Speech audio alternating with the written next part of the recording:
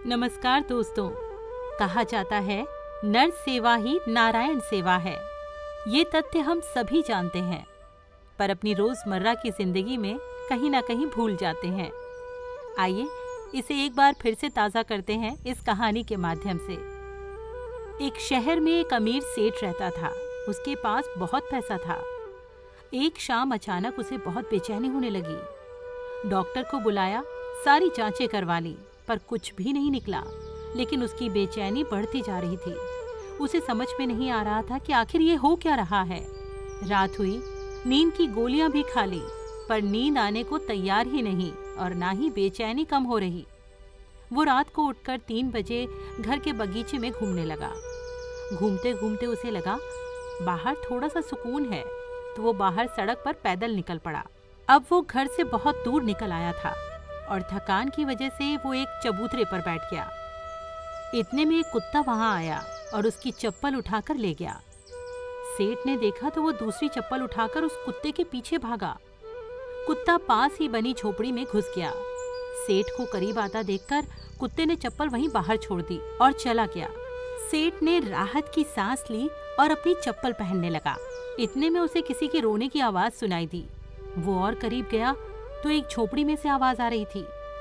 उसने झोपड़ी के फटे हुए बोरे में झांक कर देखा तो वहां एक औरत फटे हाल मैली सी चादर में दीवार से सट कर रो रही थी और बोले जा रही थी, हे भगवान मेरी मदद कर, और इतना कह कह कर रोती जा रही थी।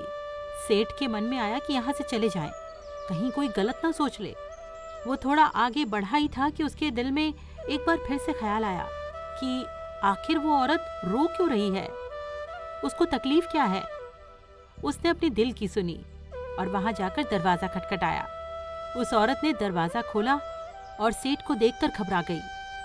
तब सेठ ने हाथ जोड़कर कहा, तुम घबराओ मत, मुझे तो बस इतना जानना है कि तुम रो क्यों रही हो। उस औरत की आंखों में से आंसू टपकने लगे और उसने पास ही गुदड़ी में लिपटी हुई उसकी 7-8 साल की बच्ची की ओर इशारा किया और कहने लगी कि मेरी बच्ची बहुत बीमार है, उसके इलाज में बहुत खर्चा आएगा और मैं तो घरों में जाकर झाड़ू पोछे का काम करके पेट पालती हूँ, मैं इसका इलाज कैसे कराऊं। तब सेठ ने कहा, तो किसी से मांग लो। इस पर औरत बोली, मैंने सबसे मांग कर देख लिया, खर्चा बहुत है, कोई भी देने को तैयार नहीं। तब सेठ ने कहा, तो ऐसे रात में रोने से क्या मिल जाएगा। तब औरत ने कहा, कल एक संत यहाँ से गुजर रहे थे तो मैंने उनको मेरी समस्या बताई। तब उन्होंने कहा, बेटा तुम सुबह 4 बजे उठकर अपने ईश्वर से मांगो, गिड़गिड़ा कर उनसे अपनी मदद मांगो, वो सबकी सुनता है, तुम्हारी भी जरूर सुनेगा। मेरे पास इसके अलावा और कोई चारा नहीं था, इसीलिए मैं उससे ही मांग रही थी। और इतना कहकर वो जोर जोर से रोने लगी।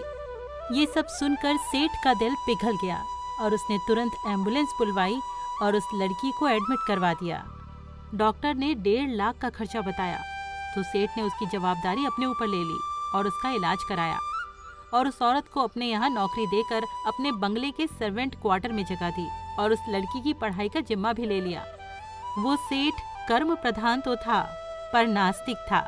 अब उसके मन में खुद ही ये सवाल उठ रहे थे कि क्या सच में नर सेवा ही नारायण सेवा है। दोस्तों, शायद इसीलिए कहा जाता है कि सुबह 4 बजे उठकर अगर हम ध्यान करें तो हमें हमारी सभी समस्याओं का हल मिल जाता है। नमस्कार दोस्तों।